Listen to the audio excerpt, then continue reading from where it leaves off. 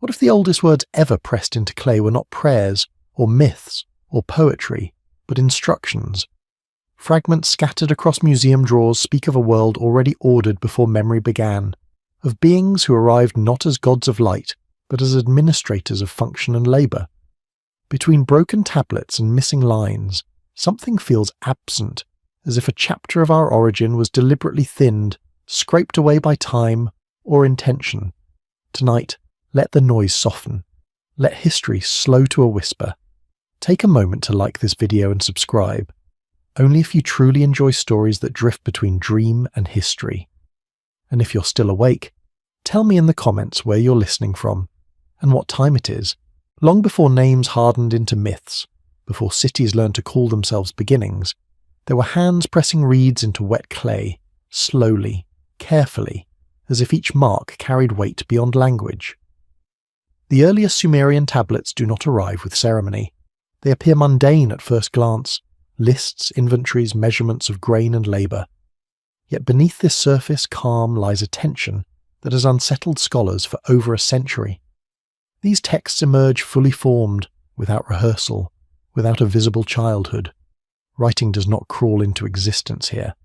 It arrives already standing, already fluent, already precise, as though it had been waiting for the right moment to surface. The Sumerians themselves never claimed authorship of this knowledge.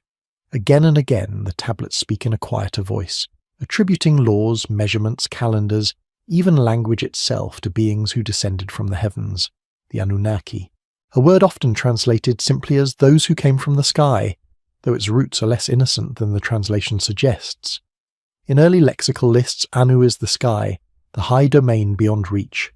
Ki is the earth, dense and burdened. The Anunnaki are those who move between, not gods in the later sense of moral overseers, but authorities of placement and order, those who decide what belongs where. In tablet after tablet, humanity appears not as a triumph, but as a solution, a remedy to a problem already in motion. In the Atrahasis epic, preserved across fractured tablets and reconstructed from parallel versions, the story unfolds without reverence.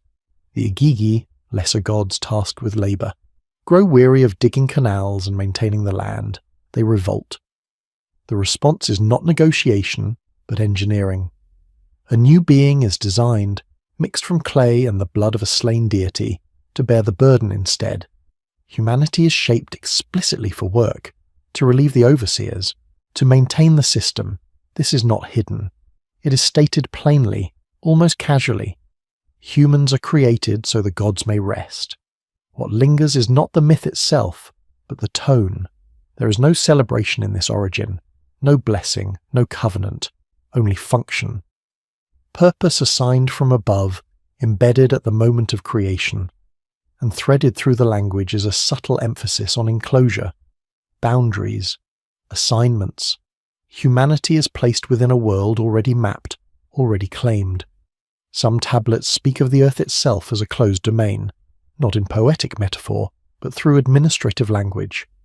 Regions are divided, skies measured, cycles monitored. The heavens are not infinite in these texts. They are structured, layered, regulated. The movements of celestial bodies are tracked obsessively, not for wonder but for compliance. Omen texts link planetary alignments to permissions and prohibitions, as if the sky itself were a ceiling enforcing timing and behaviour. One recurring figure moves silently through these records. Enlil, Lord of the Command, Keeper of the Breath, the atmosphere between heaven and earth. In later mythology, he becomes volatile, wrathful, even destructive. But in the earliest layers, he is something more austere, a regulator. When humanity grows too numerous, too loud, too disruptive, Enlil does not teach or guide. He suppresses. He sends plagues, droughts, finally the flood. Not as punishment for moral failure, but as population control. The flood narrative, often softened in later retellings, reads differently in its oldest form. The problem is noise. Humanity's clamour disturbs the overseers. Sleep is interrupted, order destabilized, and so the system is reset. Only Enki, the cunning engineer, intervenes, not out of compassion, but perhaps out of design redundancy. A complete erasure would erase the solution itself. After the waters recede, new controls are implemented: shortened lifespans, infertility, infant mortality, limits placed directly into biology. These details are easy to overlook, buried beneath poetic language, but they form a pattern. Humanity has adjusted the way one would recalibrate a tool. The question that presses quietly beneath these texts is not whether the Sumerians believed these stories, but why they preserved them with such care. These were not marginal myths. They were copied, archived, taught in scribal schools for over 1,000 years. Kings legitimized their rule by claiming descent from the Anunnaki. Temples were aligned to the stars associated with these beings. Time itself, weeks, months, years, was structured according to celestial cycles governed by gods who never truly left. And then there is the language of descent and return. The Anunnaki come down, they go back up, they descend again. Gates are mentioned, pathways. The sky is not an abstract realm, but a place accessed through specific routes. The ziggurats, rising in tiered stages, are not simply monuments of worship. Their names translate to phrases like House of the Foundation of Heaven and Earth, not bridges in a symbolic sense, but points of contact. Anchors. Some tablets refer to the bond between heaven and earth as a Duran key, a cosmic mooring, a fixed connection. Once established, it must be maintained, and humanity, positioned between soil and sky, becomes the maintenance class.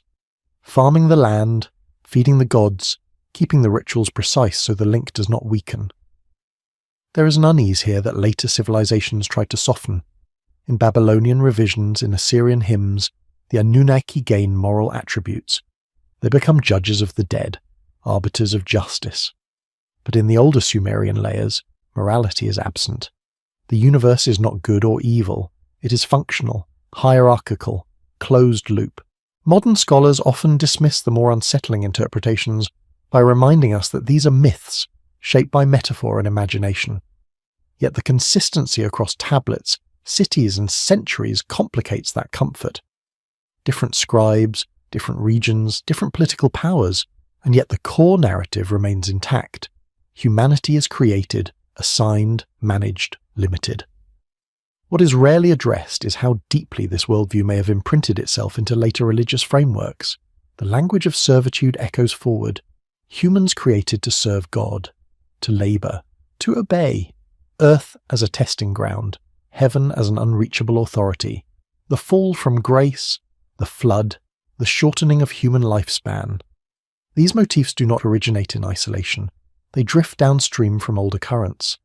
There is also the matter of missing tablets. Large gaps in sequences, references to texts that no longer exist, catalogues listing works not yet found. Entire sections of mythology hinted at but absent. What remains may be only a partial record, curated by survival, chance, or selection. And what survives emphasizes order over freedom, function over choice. Some alternative researchers have gone further, suggesting that the language of enclosure may not be metaphorical at all, that the bond of heaven and earth describes a contained system, that references to the firmament, the dome, the layered skies reflect a cosmology of boundaries. In this view, Earth is not merely a planet but a managed environment, a closed estate. A prison is too harsh a word, perhaps, but a facility, a domain with rules imposed from outside. The tablets do not say this directly. They do not need to. They speak in the language of their time: authority, labour, maintenance, punishment, reset. They describe a world where humanity's role is never questioned because it was never chosen, a role inherited at the moment of creation. And yet, scattered among these texts, there are flickers of tension. Human kings who defy the gods and prosper briefly, heroes who seek forbidden knowledge, gods who argue among themselves. Enki, again and again, bending rules, leaking information, teaching human skills they were not meant to have. Writing itself is sometimes framed as a divine gift, and sometimes as a dangerous one. If knowledge is power, then who benefits from limiting it? By the end of the Sumerian era, the Anunnaki retreat further into abstraction. Empires rise and fall, scripts change, languages die. But the core assumptions remain embedded: humanity below, authority above, obedience as virtue. The sky watches, the earth endures, and between them, a species that works, worships, and wonders, rarely asking why its origin stories feel less like birth myths and more like deployment records. The clay tablets sleep now behind glass, their edges worn smooth by time. They do not accuse, they do not persuade, they simply exist, whispering from a civilization that never imagined it would be forgotten, a civilization that told us quietly and without drama that we are made for a reason, and that the reason was never our own. And as these words settle, as the weight of that possibility drifts closer, another absence becomes harder to ignore. If humanity was designed to serve, and if the overseers once walked openly among us, then the most unsettling question is not where they came from, but where they went, and whether their departure was ever complete at all. What follows the act of creation is never freedom, but calibration. In the Sumerian record, once humanity is shaped and placed into the world, the attention of the text turns away from origins and toward maintenance. Clay tablets from Nippur, Lagash, and Eridu dwell obsessively on regulation. Work schedules, offerings, quotas, astronomical cycles. Life unfolds not as a narrative of growth, but as a system of balance to be preserved. The tone shifts subtly. Creation is over. Oversight begins. The Anunnaki recede from dramatic storytelling and appear instead as names attached to functions. Enlil governs the air and command. Enki oversees water, wisdom, and design. Ninhursag attends to fertility and flesh. Each domain is sealed, monitored, and ritualized. The world is divided into jurisdictions. Humanity exists inside this partitioned reality as a dependent population, bound to the rhythms set from above. What is striking is how little emphasis is placed on belief. Faith is not requested. Compliance is assumed. The tablets do not urge humans to worship because of love or devotion. They record worship as obligation, as sustenance. Offerings are described as food. The gods eat. They drink. They rest when fed properly. When offerings lapse, disaster follows, not as punishment, but as system failure. In several hymns, the gods are described as gathering to dine, their tables heavy with bread and beer prepared by human hands. This imagery is often dismissed as symbolic, yet the administrative texts support it relentlessly. Rations are calculated, inventories of livestock assigned to temples are tracked with precision. Priests are managers, temples are warehouses, ritual is logistics. This functional view of divinity bleeds into the understanding of the cosmos itself. The universe is not an open mystery. It is a managed structure. The Sumerian sky is layered, segmented, and governed. Stars are not distant suns, but markers, signals, overseers of time. Each planetary body carries authority. Venus governs cycles of war and fertility. Jupiter marks kingship and order. Saturn looms as boundary and limit. Astronomy and astrology are inseparable here, not because of superstition, but because observation is tied to permission. Movements in the sky dictate what may occur on Earth, when to plant, when to build, when to wage war. Human agency narrows beneath the weight of celestial timing. Action without alignment invites correction. The idea of a ceiling returns repeatedly. The firmament is described as solid, hammered into place, holding back upper waters. Above it lies the domain of Anu, distant and inaccessible. Below it, the breathable world governed by Enlil. Humanity lives sandwiched between layers, unable to rise, unable to escape downward. Even death does not offer ascent. The afterlife is subterranean, dim, ruled by Ereshkigal, another Anunnaki. Souls do not fly upward, they descend into dust. This vertical confinement is rarely acknowledged in modern retellings. Heaven, as later traditions imagine it, does not exist here as a reward. There is no promise of elevation. The sky belongs to others. The earth is the work zone. The underworld is the remainder. Within this structure, rebellion is nearly absent. When it appears, it is brief and futile.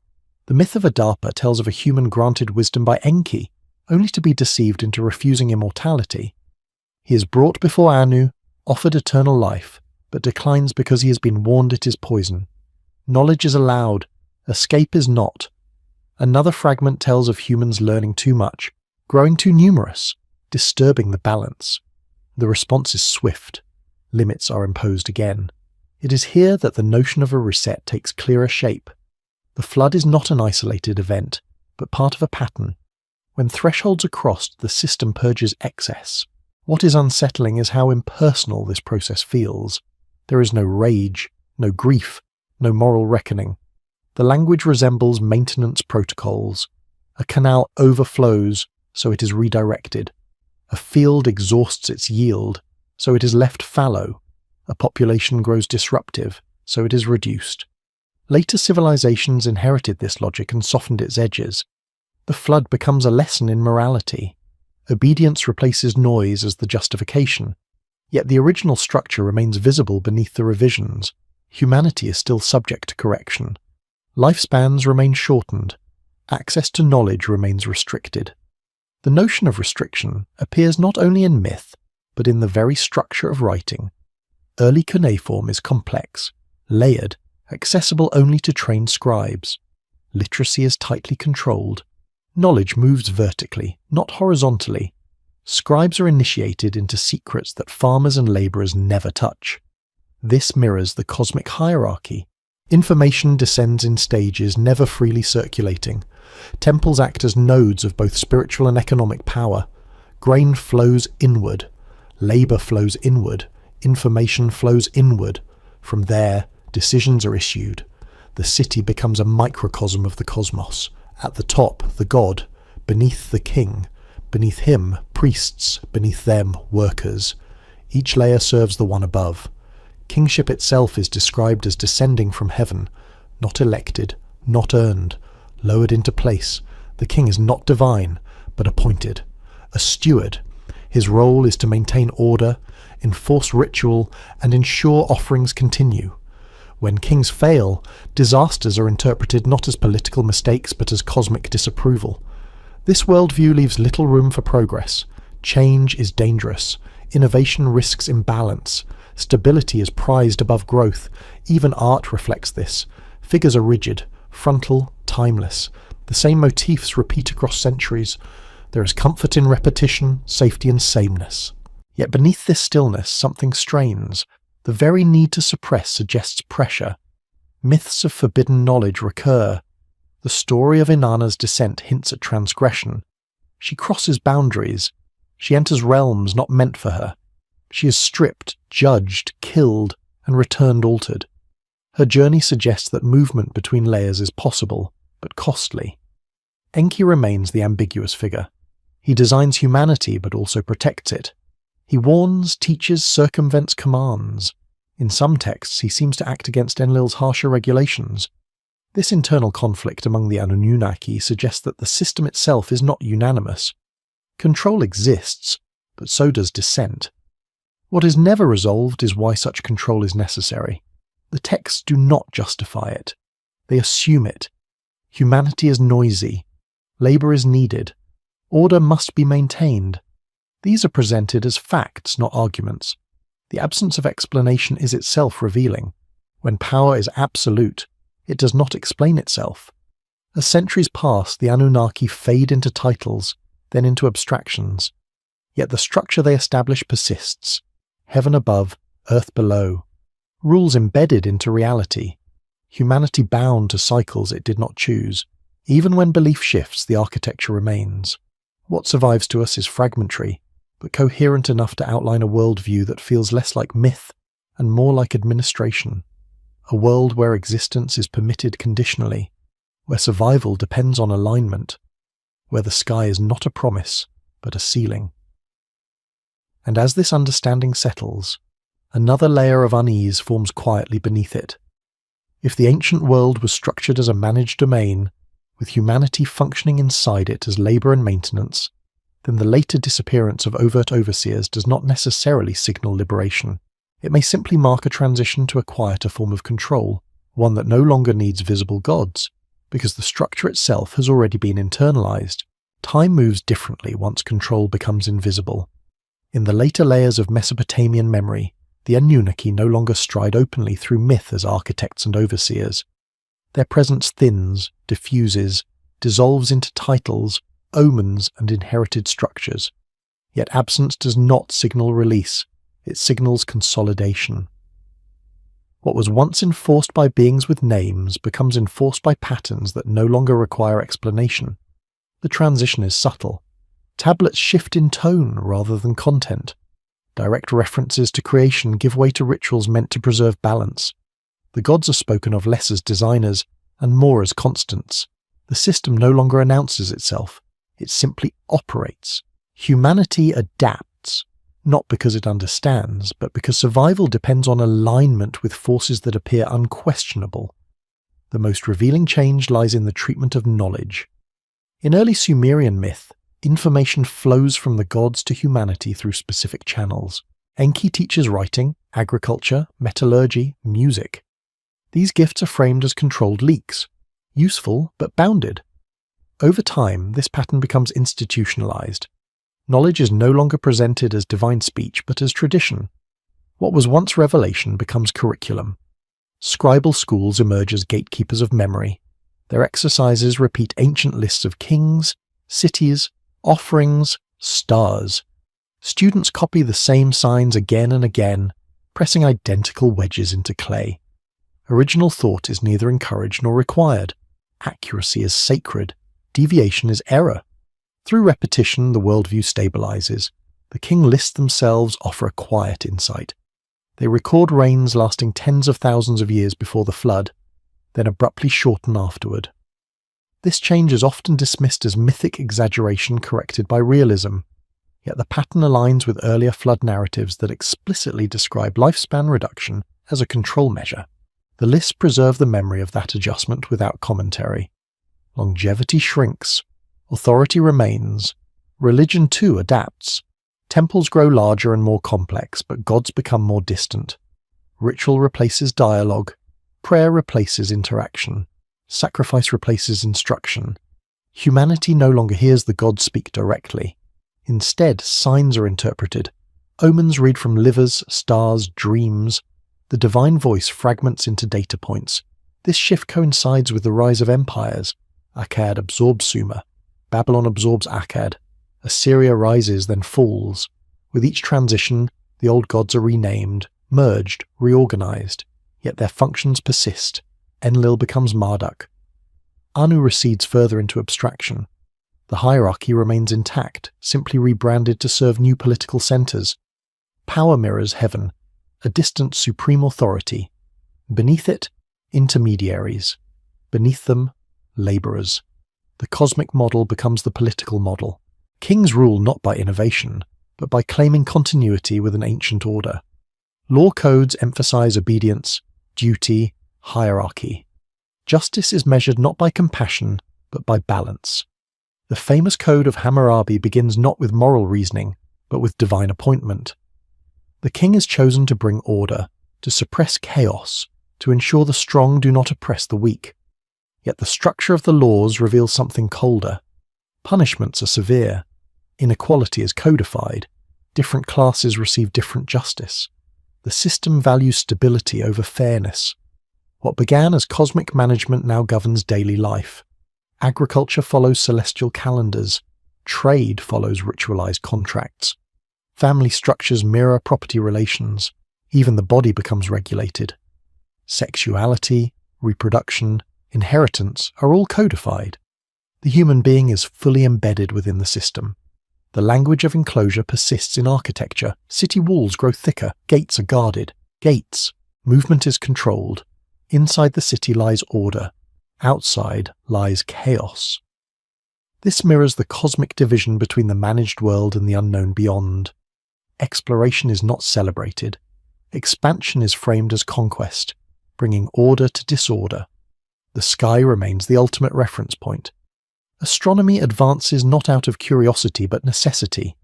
Predicting eclipses, tracking planets, aligning festivals ensures continuity. Failure invites disaster. The heavens do not inspire awe, they demand accuracy. As centuries pass, the original myths fade from public memory, but their assumptions remain unchallenged. Humanity belongs where it is placed. Authority descends from above. The world has limits. Transgression invites correction. These ideas become cultural reflexes, no longer recognized as inherited. Even the concept of the soul shifts. In early Sumerian thought, the soul is a breath, fragile, temporary. There is no promise of transcendence. Later traditions introduce judgment, reward, punishment. Yet these developments do not free the soul. They bind it more tightly. Moral surveillance replaces physical oversight. The disappearance of the Anunnaki from overt narrative does not erase their influence. It internalizes it. Control moves from external enforcement to internal belief. Humans police themselves through guilt, fear, hope. The system becomes self-sustaining. Archaeological layers reflect this psychological shift. Early art depicts gods larger than humans, physically present. Later art abstracts divinity into symbols, wings, discs, thrones. The god is everywhere and nowhere. Authority becomes omnipresent precisely because it is no longer localized. Language adapts accordingly.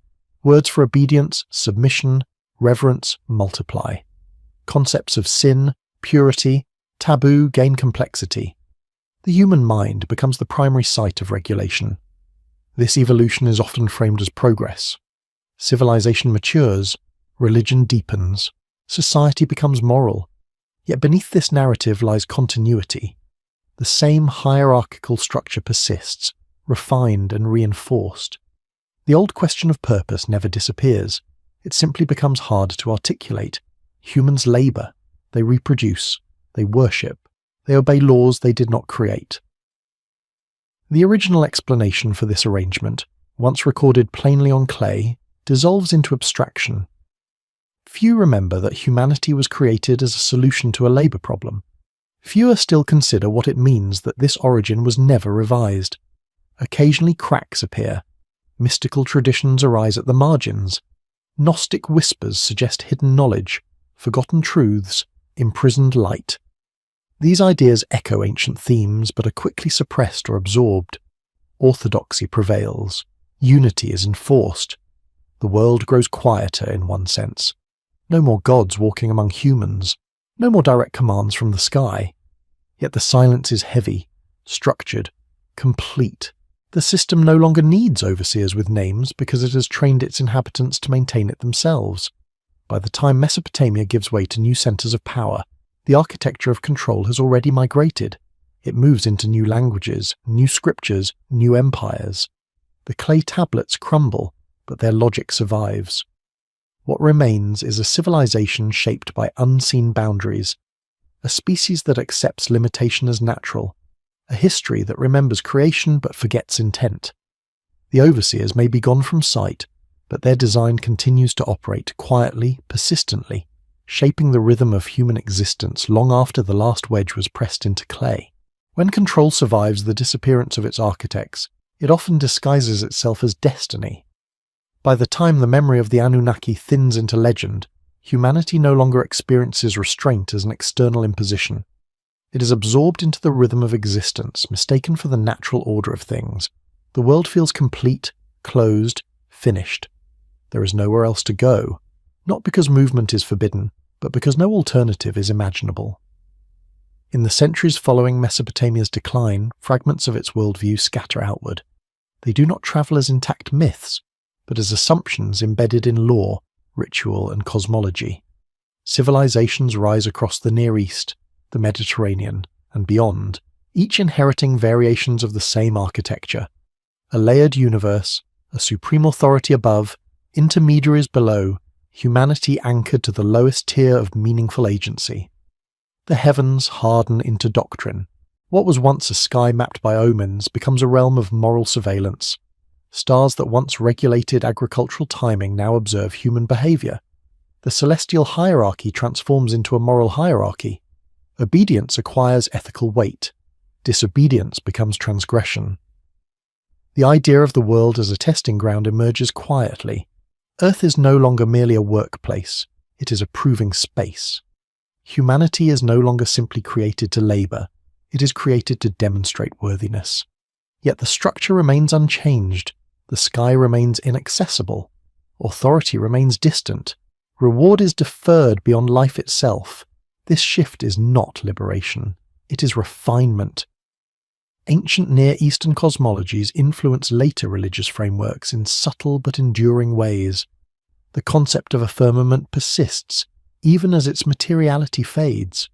The layered heavens multiply, 7, 10, 12, each assigned function and authority. Angels replace lesser gods, demons replace chaotic forces. Administration continues under new names. Texts begin to emphasize revelation, yet revelation is always partial. Knowledge arrives in fragments, mediated through prophets, priests, chosen intermediaries. Direct access remains forbidden. The human role is still reception, not authorship. Language tightens around obedience. Submission becomes virtue. Doubt becomes danger. Curiosity is tolerated only within sanctioned boundaries. Knowledge beyond those boundaries is framed as temptation, corruption, fall.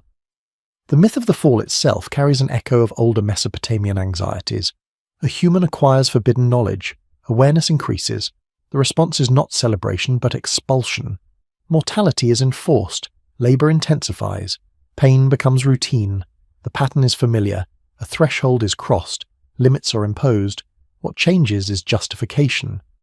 Where earlier texts spoke plainly of noise and disruption, later traditions speak of sin. The system acquires moral language. Control becomes righteousness. The earth, meanwhile, grows heavier. Humanity's relationship to the land shifts from stewardship to burden. The soil resists. Thorns grow. Sweat becomes mandatory. Work is no longer merely assigned. It is redemptive. Suffering gains purpose. This reframing is powerful. It transforms constraint into meaning. People endure not because they must, but because endurance itself becomes sacred. The system no longer needs overt enforcement. Belief sustains it. Architectural choices reflect this inward turn. Sacred spaces grow taller, more enclosed, more imposing. Temples and cathedrals lift the gaze upward, emphasizing distance. The divine retreats further from reach. Access narrows to specific rituals, specific words, specific roles. Ritual purity codes proliferate. The body becomes a site of regulation. What one eats, touches, desires, thinks, all becomes subject to oversight. The boundaries once enforced by gods are now enforced by conscience. Even time becomes regulated more tightly. Calendars mark sacred days, forbidden days, cycles of fasting and feasting. Life unfolds according to prescribed rhythms. Deviations are punished not by immediate disaster, but by social exclusion, guilt, fear of unseen judgment. Across cultures, the theme repeats. Whether in monotheistic or polytheistic systems, the cosmos is ordered vertically. The human position remains fixed. Stories of ascent exist, but they are rare, dangerous, often fatal. Heroes who reach too high are struck down, humbled, return to their place. Mystical traditions occasionally challenge this structure, suggesting inner ascent, hidden sparks, forgotten origins. Yet these movements remain marginal. They're absorbed, diluted, or suppressed. The dominant narrative prevails. Humanity is small, dependent, watched. What is rarely examined is how ancient this posture is, how deeply it echoes the earliest recorded assumptions about human purpose. The Sumerian clay does not speak of salvation or enlightenment. It speaks of service. Yet the lineage is clear. Service becomes obedience. Obedience becomes morality. Morality becomes identity. The sense of enclosure intensifies as geography expands. As humans explore and map the earth, the sky becomes the final boundary. Exploration turns outward until it cannot. Beyond the known world lies ocean, void, danger. Above lies heaven, unreachable. Below lies hell, forbidden. The human domain is precisely defined. The notion of imprisonment does not require bars. It requires limits internalized so completely they feel natural. The idea that this world is all there is, or all that is allowed, becomes unquestioned. In scientific revolutions centuries later, the physical firmament dissolves. The sky opens. Planets become worlds. Stars become suns. The universe expands beyond imagination. Yet something curious remains unchanged. Despite cosmic vastness, humanity still experiences itself as constrained. New laws replace old ones. Gravity replaces gods. Determinism replaces fate. The language shifts, but the effect persists. The universe becomes mechanistic, governed by equations. Freedom recedes into abstraction. Even thought is framed as chemical reaction, electrical impulse. The sense of being embedded within a system beyond control intensifies rather than fades. The old overseers are no longer named, but oversight remains. Modern life inherits the same rhythms of labour, compliance, deferred reward. Work dominates waking hours. Meaning is postponed. Surveillance becomes technological rather than divine. Behaviour is monitored, predicted, corrected. The system grows quieter, more efficient. What once required gods now requires algorithms. The ancient fear of noise returns in new form. Disruption is discouraged. Stability is prized. Populations are managed through economics, information, psychology. The language is secular, but the structure is ancient. Through all these transformations, one detail from the earliest tablets remains unresolved. Humanity was not created in a vacuum. It was introduced into an existing order, a world already shaped, already governed, already limited. That order adapts, but it does not disappear. The absence of visible overseers does not dissolve the enclosure. It perfects it. As night settles and the mind drifts, the weight of this continuity presses softly. Civilizations change, beliefs shift, symbols evolve, yet the same quiet boundaries remain in place, guiding movement, shaping desire, defining possibility. The ancient system no longer announces itself through thunder or flood. It hums beneath daily life, steady and unseen, and somewhere beneath the layers of doctrine, science, and habit, the earliest memory endures, the sense that this world was arranged before arrival, that purpose was assigned rather than chosen, and that the ceiling above, whether called heaven or space, still feels just out of reach. There comes a moment in every long system when its most effective mechanism is no longer force, but forgetting. By the time humanity stops remembering that its boundaries were once imposed, those boundaries no longer need reinforcement. They simply exist, unquestioned, absorbed into the texture of reality. In this forgetting, the architecture of control reaches its most stable form. The ancient Mesopotamian world did not vanish abruptly. It dissolved, slowly, into layers of reinterpretation. Names changed, languages shifted, symbols migrated. Yet the original framework, humanity placed within a managed domain, continued to echo through time. What was once expressed through gods and omens became encoded in philosophy, cosmology, and eventually in the very assumptions about what it means to be human. Greek thought inherited more from the East than it ever admitted. Beneath its emphasis on reason and form lies an older geometry of hierarchy. The cosmos is ordered. Each thing has its place. Motion follows law. The heavens are perfect, eternal, unchanging. The earth is corruptible, temporary, heavy. Humanity stands between, aspiring upward but bound downward by nature. Plato's world of forms does not free the human spirit. It confines it. Truth exists elsewhere, beyond reach. The physical world is a shadow, a cave. Knowledge is remembrance, not discovery. The soul does not create meaning. It recalls fragments of a higher order. Once again, purpose is external. Fulfillment lies outside the lived world. Aristotle refines this into structure. The universe becomes a hierarchy of causes. Everything moves toward its natural place. Stones fall, fire rises, slaves serve, women obey. The cosmos itself justifies social order. Inequality is not cruelty. It is alignment with nature. The sky still governs the ground. Later religious systems merge seamlessly with this worldview. Heaven remains perfect and distant. Earth remains flawed and temporary. The soul becomes a traveller passing through a probationary realm. Life becomes preparation rather than participation. Meaning is postponed beyond death. This postponement is essential. A species convinced that fulfillment lies elsewhere will tolerate almost anything here. Suffering becomes bearable if it is framed as temporary. Labour becomes virtuous if it earns future rest. Obedience becomes noble if it leads to eventual reward. The ancient labour contract evolves into a metaphysical one. The notion of a fallen world intensifies this dynamic.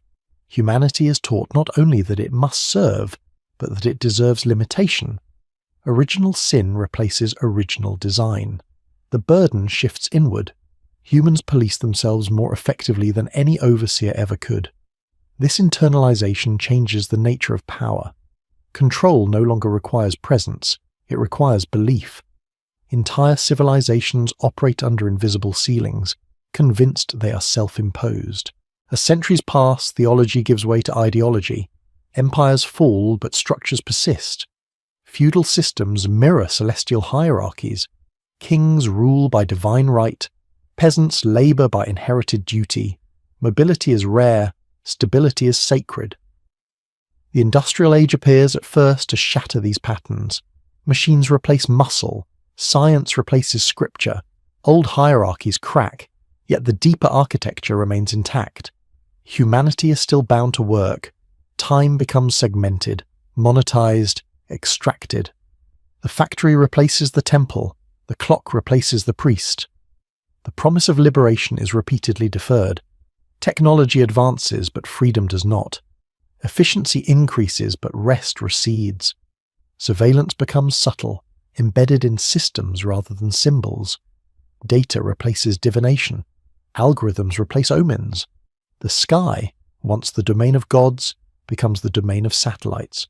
Communication blankets the planet.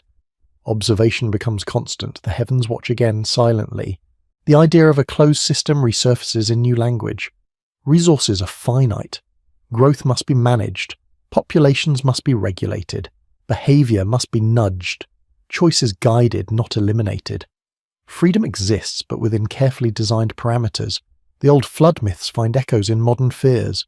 Climate catastrophe, ecological collapse, reset scenarios. Humanity is framed once more as a disruptive force, exceeding its limits.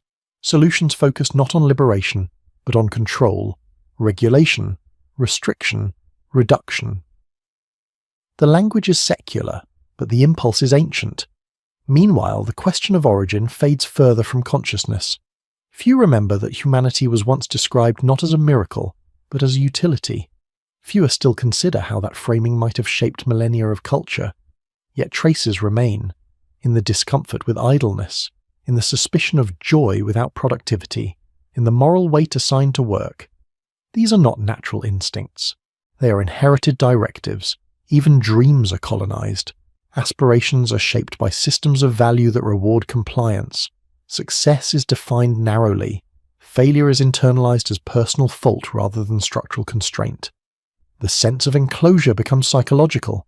One may travel anywhere on Earth, access endless information, yet still feel trapped. Not by walls, but by expectations. Not by gods, but by narratives. Occasionally, history produces figures who sense the cage. Philosophers, mystics, artists who speak of illusion, of awakening, of hidden chains. Their language varies, but the intuition is shared. Something fundamental is misaligned. Humanity lives as if under rules it did not choose. These voices are tolerated only so long as they remain abstract. When they threaten structure, they are silenced, marginalized, absorbed. The system is adaptive. It learns. It evolves. What it does not do is disappear. The most unsettling possibility is not that humanity was once controlled, but that the control succeeded so completely it no longer needs to announce itself. That the ancient overseers, whether literal or symbolic, achieved their aim. A self-regulating population that mistakes obedience for nature. The clay tablets never promised freedom. They described function. Everything that followed may simply be elaboration. As night deepens and thought slows, the continuity becomes harder to ignore. From gods to kings, from kings to laws, from laws to systems, the same pattern persists. Authority above, labor below, meaning deferred. The prison, if such a word applies, was never meant to feel like confinement. It was meant to feel like reality itself. And so, humanity moves within its allotted space, busy, hopeful, distracted, rarely pausing long enough to sense the outline of the structure that holds it. The walls are not visible. The ceiling is rarely named. Yet the ancient design endures, steady and patient. waiting for remembrance to become dangerous once more. Silence becomes powerful once it replaces command. In the deepest phase of any long-running system, instruction no longer arrives as law or myth, but as atmosphere. It surrounds, conditions, and shapes without ever needing to speak. By this stage, humanity does not feel ruled. It feels normal. The ancient world knew overt hierarchy. Gods above, kings below them, priests beneath kings, workers beneath all. Each level visible, named, ritualized. Modern existence dissolves these tiers into abstraction. Authority becomes procedural. Power becomes distributed yet nowhere located. The sense of being governed fades, even as governance becomes total. This transformation does not erase the ancient structure, it perfects it. Where temples once stored grain, modern institutions store data. Where priests once interpreted omens, analysts now interpret patterns. Where gods once punished noise, systems now suppress instability. The language is different, but the impulse is unchanged. Order must be maintained. Disruption must be neutralized. Excess must be corrected. Humanity adapts easily to this shift because it has practiced adaptation for millennia.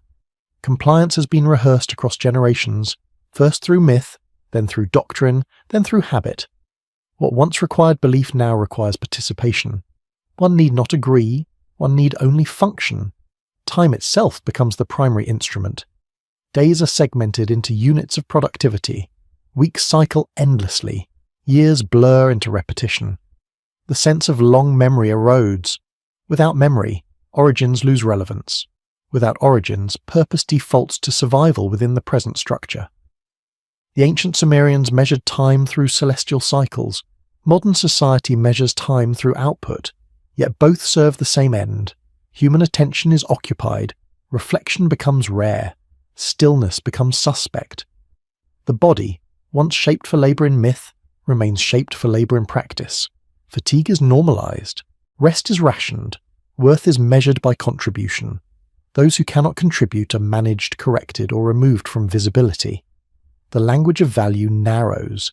Human beings are described in terms of function, skills, roles, metrics, productivity. Even creativity is quantified. Even rest is optimized for efficiency. This is not cruelty in the dramatic sense. It is indifference refined into policy. The sense of enclosure grows subtle. There are no walls, yet movement follows predictable paths. Education channels aspiration. Media shapes desire. Algorithms curate perception. Choice exists, but within designed corridors. Freedom becomes selection among pre-approved options. The sky above, once feared and worshipped, becomes irrelevant. Space is vast, but unreachable for most. Exploration becomes symbolic rather than experiential. Humanity remains anchored to the surface, bound by gravity, economics, and obligation. The ancient ceiling is no longer feared, it is ignored. Yet ignoring a boundary does not remove it. Across cultures, sleep becomes fragmented. Dreams shorten, attention scatters. The mind rarely rests long enough to drift into deeper layers of awareness. This constant stimulation functions as containment. A distracted population does not remember. It reacts. The ancient tablets warned of noise. Modern systems generate it intentionally. Endless information, constant alerts, perpetual urgency. Silence becomes uncomfortable. Stillness feels wrong. The inner space where questioning once arose is crowded out. In this environment, the idea of a prison becomes obsolete. A prison implies awareness of confinement. What exists instead is immersion. Humanity lives inside a constructed reality that feels complete. Alternatives appear unrealistic, naive, dangerous. Even rebellion is absorbed. Dissent becomes aesthetic. Resistance becomes brand. Outrage becomes cycle. The system metabolizes opposition and converts it into content. The ancient fear of imbalance reappears in modern form. Markets crash. Ecosystems collapse. Social unrest flares. Each time the response is not transformation, but adjustment. Patches applied, controls tightened, the core structure preserved. Reset without awakening. The Sumerian flood narratives described resets imposed from above. Modern resets emerge from within the system itself. Economic collapses, technological shifts, cultural overhauls, Each erases memory, redistributes power, reinforces dependency. Humanity survives, but never escapes. The idea of service persists, stripped of sacred language. People serve systems they did not design. They maintain infrastructures they do not understand. They obey processes that cannot be appealed to. Responsibility diffuses upward until it disappears. No one is in charge, yet everything is controlled.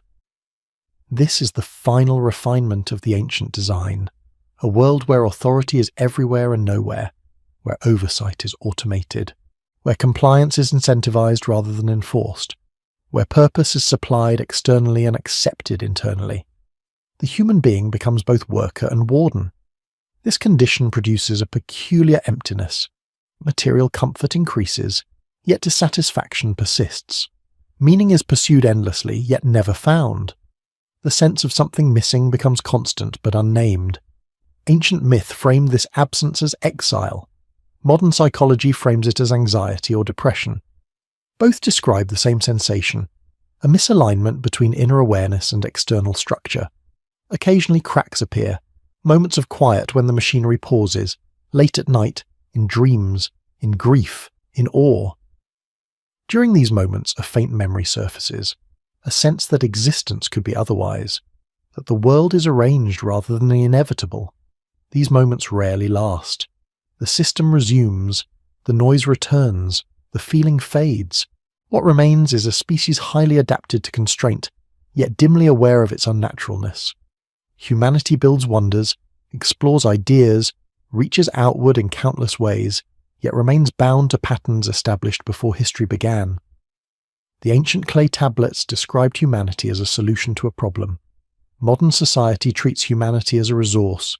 The language shifts, but the function endures.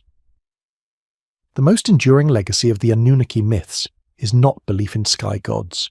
It is the normalization of assigned purpose, the idea that meaning comes from fulfilling a role rather than choosing one, the comfort of structure, the fear of emptiness beyond it. As this understanding settles, there is no drama, no revelation, only a quiet recognition. The ancient system did not fail, it evolved, it learned to hide, and so humanity continues, productive, compliant, restless, dreaming of freedom while moving within invisible bounds. The overseers are no longer required. The design sustains itself. In the stillness before sleep, when thought slows and defenses soften, this continuity becomes almost perceptible. Not as threat, but as weight, a presence without form, a structure without walls. The old clay remembers even when the living forget. There is a phase in every long confinement when the mind begins to sense its boundaries not through pain, but through repetition. When days resemble each other too closely, when aspirations loop back into the same channels, when progress feels real yet strangely circular. This is not despair. It is fatigue born from containment so refined it rarely announces itself. By this stage, humanity no longer remembers a time before structure. The idea that existence could be fundamentally different feels abstract, even indulgent. Systems are treated as inevitable. Constraints are framed as necessities. Survival becomes the primary justification for continuation. What ancient myth expressed through gods, modern life expresses through necessity. Economies demand growth. Growth demands labour. Labour consumes time. Time erodes reflection. The cycle sustains itself. Individuals may succeed or fail within it, but the architecture remains untouched. Choice exists only in scale, not in direction. The concept of freedom survives mostly as narrative. It appears in stories, slogans, promises, yet lived freedom is carefully bounded. One may choose how to work, not whether to work. One may choose what to believe, so long as belief does not disrupt function. One may question, but only within acceptable frames. This conditioning begins early. Children are trained to sit still, to follow schedules, to measure worth through performance. Curiosity is rewarded selectively. Creativity is encouraged when it produces value. Obedience is normalized long before it is named.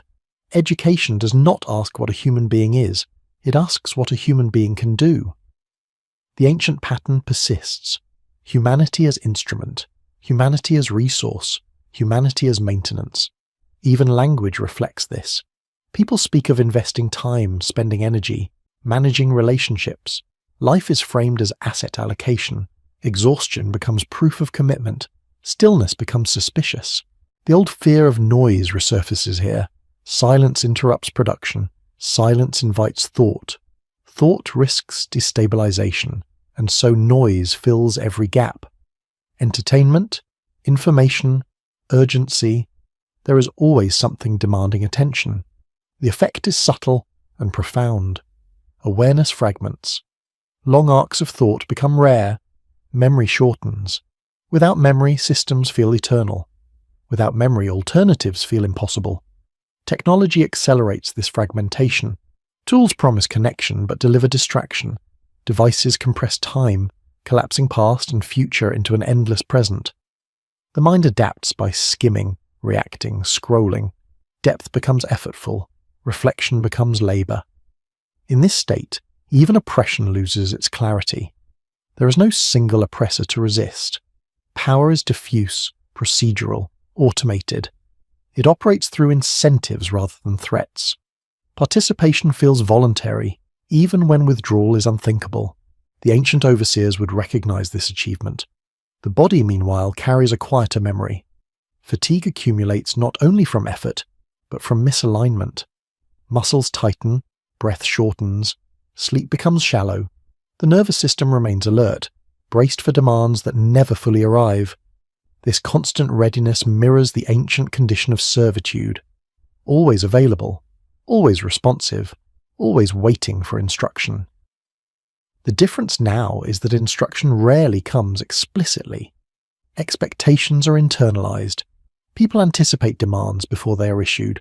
They optimize themselves preemptively. The system saves energy by letting individuals govern themselves. This self-governance is praised as responsibility. It is framed as maturity. Autonomy becomes the act of aligning oneself perfectly with external requirements. The deeper cost of this alignment is rarely discussed. When purpose is supplied from outside, inner direction atrophies. Desire becomes derivative. Identity becomes role-based. When roles shift or collapse, the individual experiences disorientation rather than liberation. This disorientation is often medicalized: anxiety, depression, burnout. The language suggests personal malfunction rather than systemic strain. Treatment focuses on adjustment, resilience, coping, rarely on questioning the structure that produces the strain. Ancient cultures interpreted similar distress as spiritual imbalance. Modern culture interprets it as chemical imbalance. Both approaches seek correction rather than transformation. The sense of enclosure persists even in moments of success. Achievement brings relief, not fulfillment. Milestones pass, yet something remains unresolved. The horizon recedes. Satisfaction is brief. This pattern is ancient. The Sumerian texts describe gods who are never satisfied, who demand continual offerings. Modern systems replicate this hunger. Metrics must be met, targets raised, growth sustained. Enough is never enough. The human being is caught between aspiration and exhaustion. Occasionally the system falters. Crises expose its fragility. Pandemics, financial collapses, ecological disasters. During these moments, routines break. Time loosens. People glimpse the constructed nature of normality. These glimpses are brief. The priority becomes restoration, returning to normal, rebuilding the same structures with greater efficiency. The opportunity for reimagining slips away. The ancient floods reset populations. Modern crises reset economies. Both preserve the underlying order. The idea of a planetary prison need not imply malice. It implies design. A system optimized for stability rather than freedom, for continuity rather than exploration, for maintenance rather than emergence. If humanity was once framed as labor to sustain a larger order, that framing may have evolved into something more abstract but no less binding. The order no longer requires gods because it has become embedded in infrastructure, psychology, culture. The question of who benefits becomes irrelevant. The system perpetuates itself. It does not need intention. It only needs momentum. Yet even the most stable systems contain anomalies, individuals who withdraw, communities that simplify, moments when people step outside prescribed rhythms and feel an unfamiliar lightness. These moments are fragile. They're often dismissed as impractical or escapist. Still, they recur. The persistence of spiritual longing, artistic expression, and philosophical inquiry suggests that something in the human psyche resists full assimilation. A residue of awareness remains, a sense that existence could unfold differently. This residue is not revolutionary. It is quiet. It surfaces in contemplation, in nature, in unstructured time. It does not demand overthrow. It invites remembrance. Remembrance is dangerous to any closed system, not because it incites violence, but because it reintroduces choice. To remember that structures were built is to realize they can be unbuilt. To remember that purpose was assigned is to sense the possibility of self-authored meaning. The ancient texts did not encourage such remembrance. They recorded order. They normalized hierarchy. They preserved function. Modern life continues this preservation with remarkable fidelity. As night deepens and activity slows, the outlines of this continuity become easier to feel, not as fear but as heaviness, a sense that life is full yet constrained, that movement is constant yet limited. The clay tablets described humanity as a solution. Modern systems describe humanity as a resource. Both imply usage, neither implies freedom. And still, within this long enclosure, awareness flickers, not loudly, not dramatically, just enough to notice the pattern, just enough to feel the shape of the walls without seeing them, just enough to sense that the ancient design is still operating quietly, efficiently, waiting for memory to soften its grip once more. At the deepest layer of any enclosure, resistance does not arrive as rebellion. It arrives as confusion, a subtle sense that the story being lived no longer matches the experience of being alive. Not anger, not despair, but a quiet dissonance that hums beneath daily motion. Humanity has learned to adapt to almost any structure. Survival depends on it. Yet adaptation carries a cost rarely measured. When conditions remain misaligned for too long, awareness begins to drift inward, searching for reference points that precede instruction. This inward turn is ancient. Long before modern psychology named inner worlds, early traditions hinted at something concealed within the human being itself, not as identity, not as ego, but as residue, a trace left behind by origins that were never fully erased. The Sumerians did not develop this idea explicitly, yet their myths contain its shadow. Humanity is formed from clay and divine substance. Something of the overseer remains embedded in the servant. This detail is often overlooked, softened into metaphor.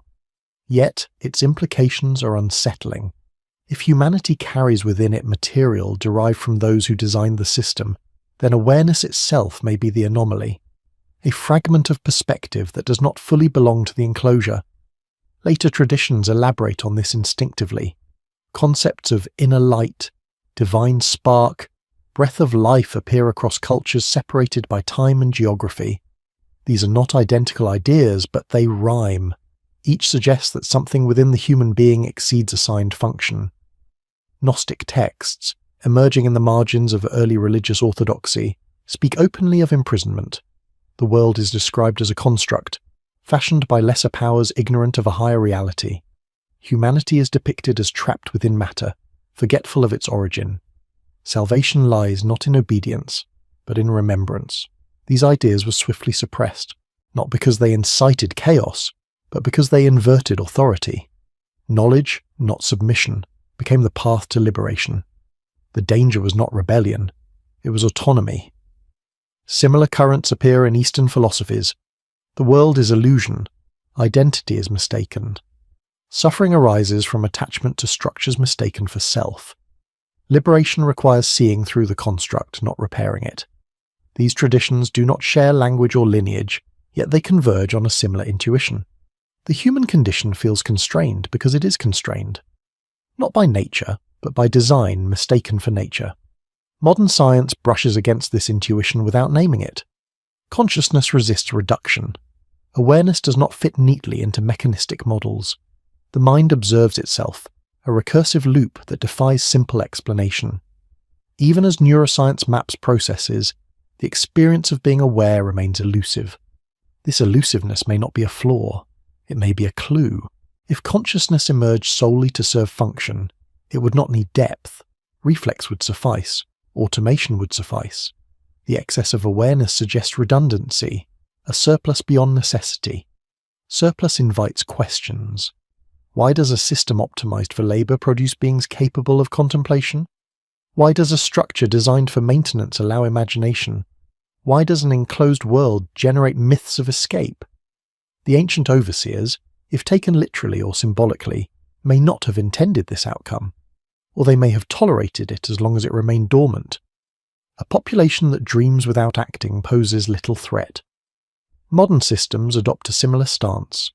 Creativity is encouraged when it produces value. Imagination is celebrated when it entertains. Reflection is tolerated when it does not interrupt productivity. Still, the surplus persists. In moments of solitude, when noise recedes, awareness expands. People experience a sense of depth that has no assigned role. Time slows, identity loosens. The boundaries of self feel permeable. These experiences are often dismissed as mystical, subjective, impractical. Yet they recur across cultures, ages, and conditions. They do not appear to be taught. They arise spontaneously when conditions allow. This suggests that the enclosure is not total. It never has been. The prison metaphor, if applicable, is incomplete.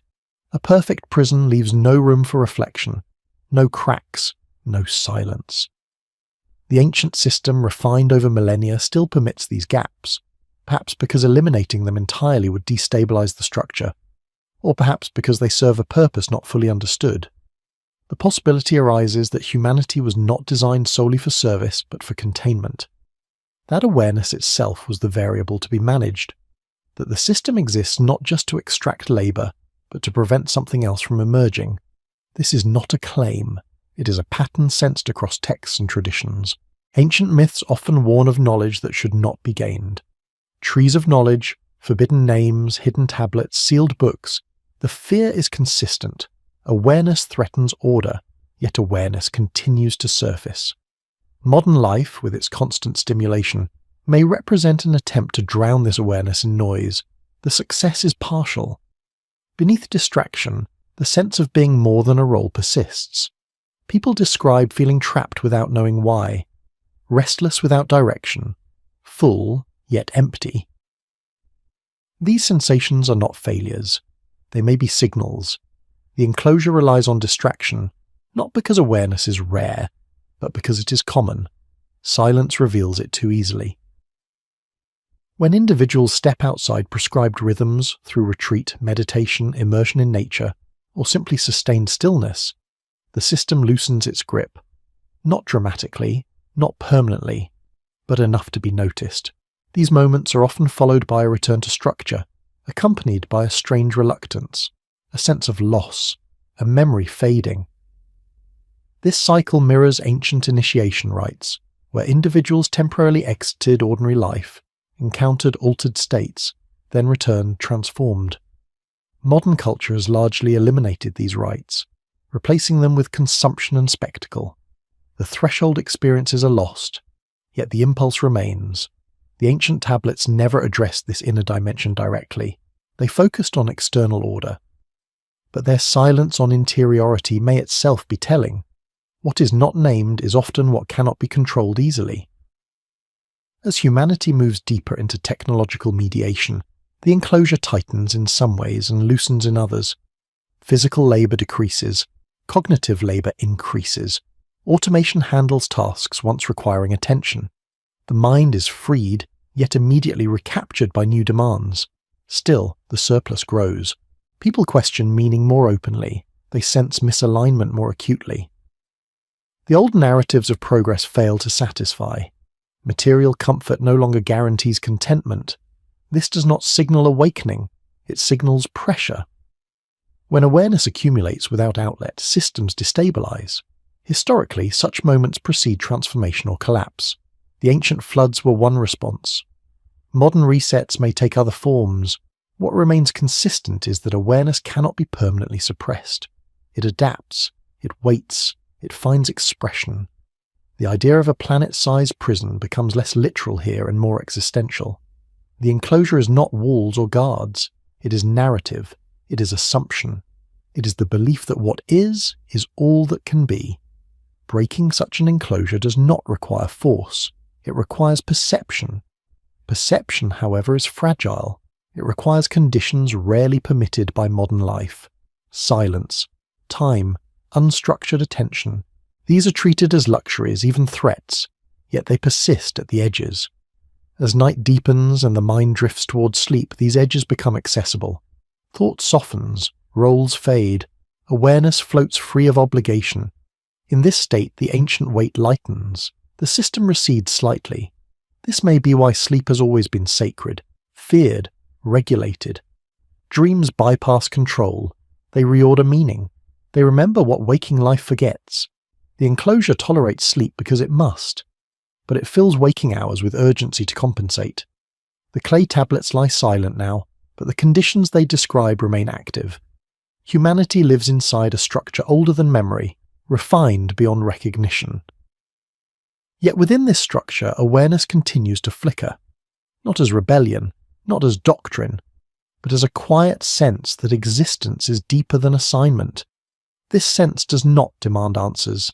It does not shout. It waits. And in that waiting, something ancient stirs. Not the overseers, but the part of humanity that was never fully contained. The part that remembers without knowing what it remembers. The part that senses the shape of the enclosure not as fate, but as design. The part that listens in the stillness for what lies beyond the walls that have never been named. The final movement of a long enclosure is never an ending. It is a soft settling, a gradual quieting of tension once the shape of the structure has been fully perceived. Nothing collapses, nothing escapes. The world continues exactly as it did before, yet it is inhabited differently, with less urgency, less confusion, less unconscious devotion. By the time awareness reaches this point, it no longer seeks to prove anything. It does not need confirmation, rebellion, or revelation. It recognizes that the ancient design was not merely imposed upon humanity, but gradually woven into humanity's sense of self. What once arrived as command became culture, then habit, then identity. The Sumerian tablets spoke plainly of service. Later civilizations clothed that service in morality, destiny, progress, and meaning. Modern systems translated it into productivity, efficiency, optimization. The words changed. The rhythm remained. What has shifted now is not the structure, but the relationship to it.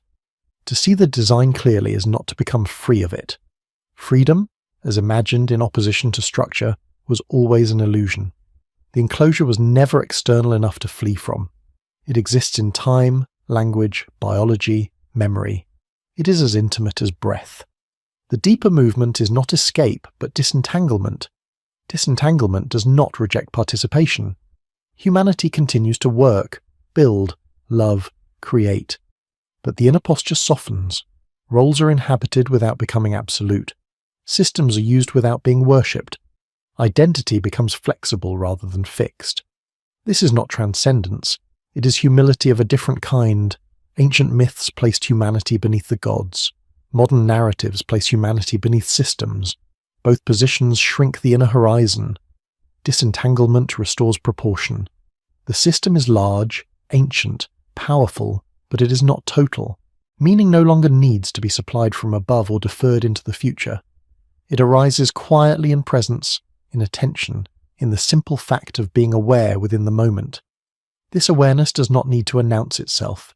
It does not need language. It often arrives as calm rather than insight, as a reduction of inner friction, as the easing of the compulsion to justify existence. The enclosure remains, work continues, time passes, yet the constant pressure to become something diminishes. In this state, the ancient fear of noise dissolves. Silence becomes natural rather than threatening. Stillness is no longer suspicious. The system hums on, but the inner world is no longer synchronized to its every vibration. The old overseers, whether symbolic or historical, lose relevance here. Their power depended on belief, obedience, and forgetting. Once forgetting loosens, power diffuses. This does not rewrite history. It reframes it. The clay tablets no longer read as accusations or revelations. They read as records of a moment when humanity was named, categorized, assigned. They are neither lies nor truths. They are artifacts of a worldview that shaped the long arc of civilization.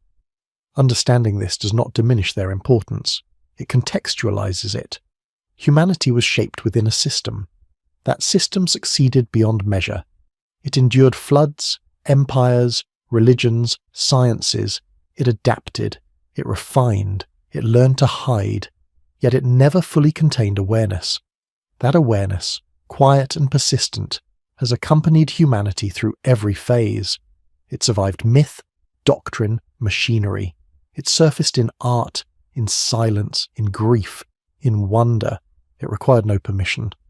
The idea of a planet-sized prison loses its sharpness here. The world may be enclosed, but experience is not fully owned by the enclosure. There is interior spaciousness that no structure can occupy. This spaciousness does not demand answers. It does not seek origins or destinies. It rests in immediacy.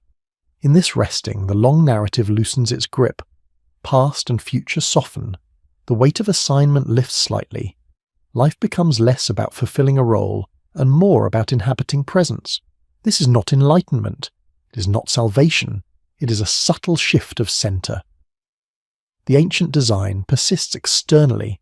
Internally, something has moved. The system continues to measure, categorize, direct. Humanity continues to participate. Yet participation no longer equals surrender. The oldest fear embedded in the tablets was disorder, noise, disruption. The deepest threat to the system was not rebellion, but awareness without fear. Fear kept humanity aligned. Fear of punishment, fear of meaninglessness, fear of exclusion. As fear recedes, alignment becomes optional. Optional does not mean abandoned, it means chosen lightly. The long arc from clay to code reveals not a conspiracy, but a continuity. Structures repeat because they work. They persist because they are efficient. They endure because they adapt. What they cannot do is complete the human experience. That completion was never their purpose. As this understanding settles, there is no urgency to act, no mission to fulfill, no truth to spread. The enclosure does not need to be broken to be seen. Seeing is enough. Night deepens. Thought slows. The mind releases its grip on explanation. Awareness floats free of narrative. In this quiet, the ancient world and the modern one dissolve into the same soft field of presence. Clay and circuit, God and algorithm, labor and rest, all fade into texture rather than command. What remains is simple: breath, sensation, being. The long journey that began with instructions pressed into wet clay does not end with answers. It ends with a gentle return to what was always here beneath assignment and structure. Not freedom from the world, but freedom within experience. Not escape from the enclosure, but a loosening of its hold, and as sleep approaches, the ancient weight lifts just enough to allow rest. The system hums on, awareness rests, and the long story finally grows quiet. The end of a long structure does not announce itself with collapse or revelation. It arrives quietly, as exhaustion. Not the sharp exhaustion of effort, but the deeper kind that comes from sustaining a posture long after its necessity has faded. By this point, the system has already achieved its ultimate goal. It no longer needs to explain itself. It no longer needs to defend its logic. It simply continues. Humanity moves within it almost instinctively. The earliest clay tablets never described a future. They described function. They named roles, tasks, limits, hierarchies. They assumed continuation. In that assumption, they were correct. The world they outlined did not end. It replicated itself, translated into new languages, embedded into new forms. What changed over time was not the structure, but humanity's awareness of it. At first, the structure was visible. God spoke. Commands were issued. Punishments were clear. The relationship between authority and labor was explicit. Over centuries, that clarity softened. Authority withdrew. Commands became customs. Punishment became consequence. The system learned that visibility was unnecessary. By the modern age, the enclosure no longer resembled control. It resembled reality. This is the final refinement of any long design. When the boundary disappears into normalcy, it ceases to be perceived as a boundary at all. Humanity does not feel confined. It feels occupied with goals, obligations, identities, pursuits. Occupied enough to forget stillness, occupied enough to avoid silence, occupied enough to never fully notice the shape of its own movement. The Sumerian story of creation did not include rebellion. Humanity did not protest its role. It accepted it because no alternative was presented. That acceptance echoed forward. Civilizations learned not to ask what existence was for, but how to perform within it more efficiently. Performance became virtue. Endurance became meaning. Even when belief systems shifted, the core assumption remained untouched. Life was something to be managed, optimized, endured, improved, redeemed. Rarely was it something to simply inhabit. The cost of this assumption accumulated slowly. It manifested as restlessness, dissatisfaction, yearning without object. A sense of living towards something that never quite arrived. Modern culture attempted to solve this through acceleration. More information, more connection, more stimulation, more choice. Yet the underlying sensation persisted. The enclosure expanded in scale, not in depth. At this stage, the question of origin becomes less important than the recognition of continuity. Whether the Anunnaki were literal beings, symbolic constructs, or early attempts to describe forces beyond comprehension, matters less than the worldview they introduced. A worldview in which humanity is secondary, functional, contained. That worldview proved remarkably resilient. The idea of a planet-sized prison does not require walls or guards. It requires a closed narrative, a story in which existence is framed as a problem to be solved rather than a condition to be experienced, a story in which purpose is assigned externally and accepted internally. By the time awareness reaches this point, it no longer seeks to expose the story as false. It recognizes that the story served a function. It organized chaos. It stabilized societies. It allowed continuity. The tragedy is not that the story existed, but that it was never released.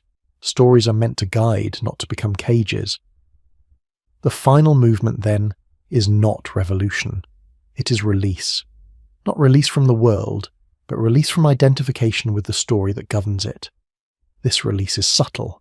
It does not dismantle systems. It does not interrupt routines. It does not announce itself. It occurs internally as a soft uncoupling between awareness and obligation. One still works. One still participates. One still lives within structures. But the inner stance changes. The system is no longer mistaken for meaning itself. Meaning becomes immediate rather than deferred. This immediacy alters perception.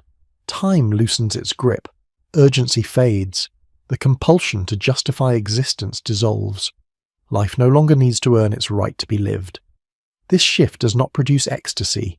It produces calm. Calm is dangerous to systems built on momentum. Yet calm is also quiet. It does not spread like fire. It spreads like dusk. The ancient overseers, if they ever existed, are irrelevant here. Their power depended on hierarchy and fear.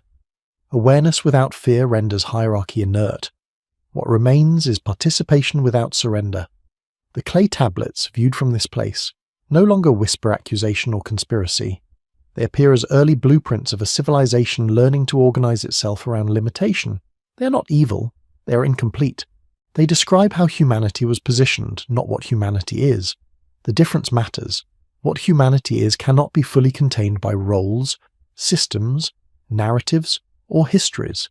Awareness exceeds assignment. It always has. That excess was never eliminated, only ignored. The long enclosure relied on distraction to manage that excess. Noise, obligation, identity, fear. When distraction softens, the excess surfaces naturally. No effort is required. This is why silence has always felt dangerous to systems of control. Silence restores proportion. It reminds awareness of itself. As this understanding settles, there is no need to act upon it. Action would simply create another role, another identity, another narrative. The release occurs in non-action, in presence, in allowing experience to unfold without immediate interpretation. This presence is not passive, it is attentive, it does not withdraw from life, it inhabits life fully without the burden of justification. In this inhabiting, the ancient weight lifts slightly. Not completely. The enclosure remains, but its grip loosens. The world continues as it always has. Systems persist, structures endure, humanity participates, yet something subtle has ended. The long night of unconscious service gives way to a quieter day of conscious participation. Not freedom from form, but freedom from confusion about form. Not escape from the enclosure, but clarity about its nature. And clarity, once present, does not require defense. As sleep approaches, thought slows, narratives dissolve, the mind releases its need to conclude. What remains is simple awareness, resting within the body, within the moment, within the world as it is. The ancient story does not need to be rejected. It needs to be remembered without obedience, and in that remembering, the system completes its final transformation, not into something new, but into something seen. The enclosure remains vast, ancient, functional. Awareness rests within it, unclaimed. The story grows quiet, breath continues, and the long arc, having reached its furthest point, settles into stillness.